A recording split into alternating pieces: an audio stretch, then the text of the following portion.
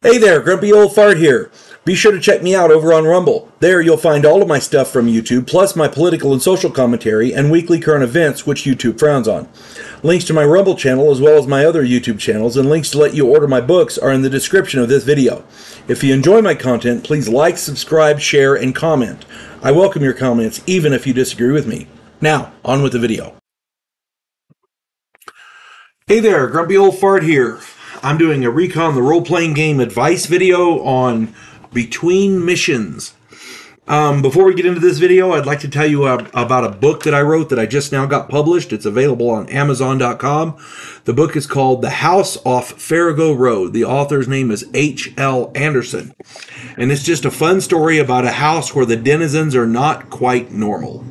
Mythological creatures and supernatural forces commingle with modern-day law enforcement and the criminal underworld. If the quirky weird piques your interest, check out The House Off Farrago Road. All right, Between Missions. One of the things often overlooked in many recon campaigns is what soldiers are supposed to do between missions. We're talking in Vietnam, in country. This is what they're supposed to do between missions. Your recon long-range reconnaissance patrol team has just trudged back to the firebase after a grueling week in the field. What do you do? And it depends on your rank and your mission operation specialty, your MOS. Most will head back to their hooch, their quarters, and clean and maintain their weapons. That's the first thing most soldiers do.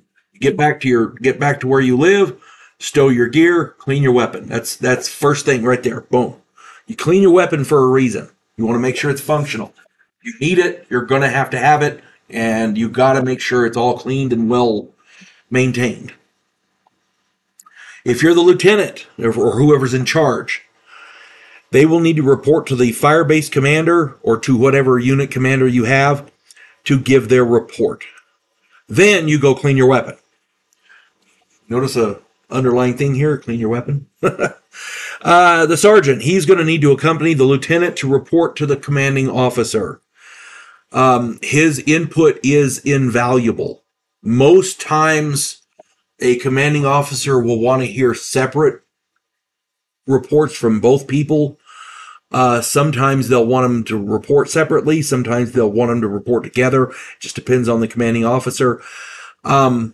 As I understand it, most commanding officers would want to hear what the sergeant has to say, regardless of what the lieutenant says.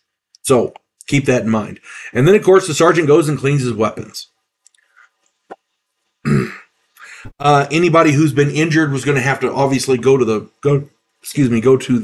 medical facility, whatever they have. Maybe if they're hurt bad enough, they'll have to be medevac to the nearest hospital, that kind of thing. The intel guy will need to give a separate report in writing to the commanding officer, and then he goes and cleans his weapon. Why? The intelligence officer is the guy who... his report is invaluable. It's got to be in writing, and it's got to be for the commanding officer.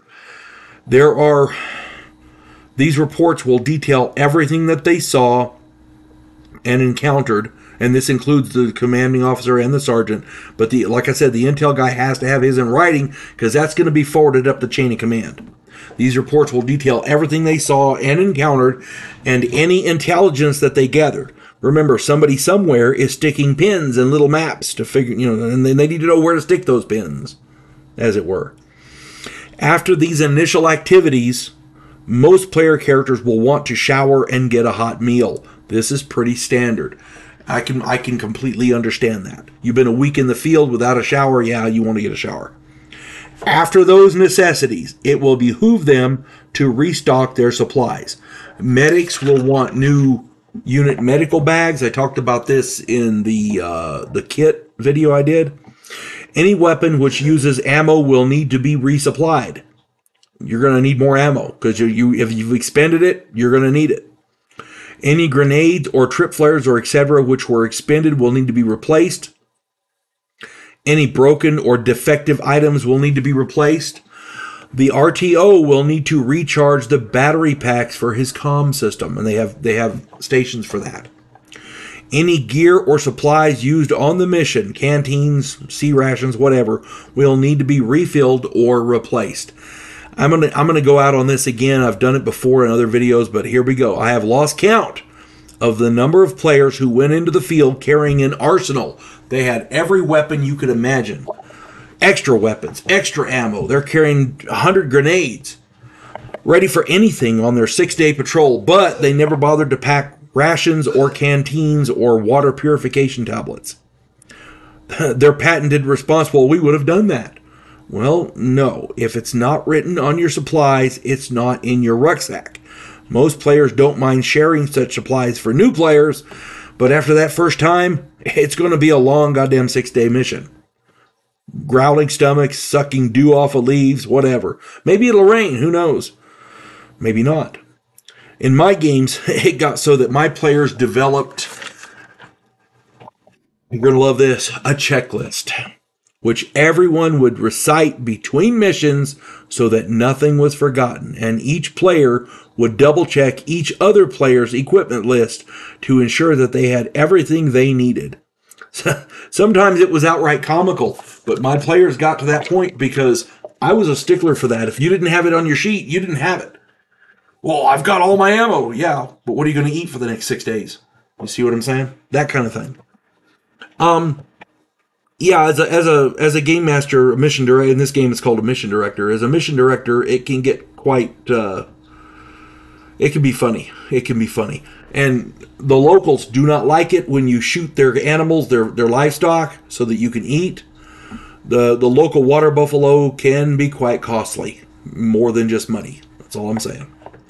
So yeah, if you're running games and you're not keeping track of what your players are doing between missions, they're missing out on a vital aspect of the game. You want to make this game, as for Recon, you want to make this game as realistic as possible. That's why I'm doing these videos. I hope that it helps. I really do. One of the funniest things ever is when a player says, "But my character would know to do that." I said, "Yeah, they would." And you've been playing this game how long? God, I love that because the players hate it. I hope this finds everybody well. You folks have a good one now. God bless one and all. There is a house in New Orleans where the monsters all hang out.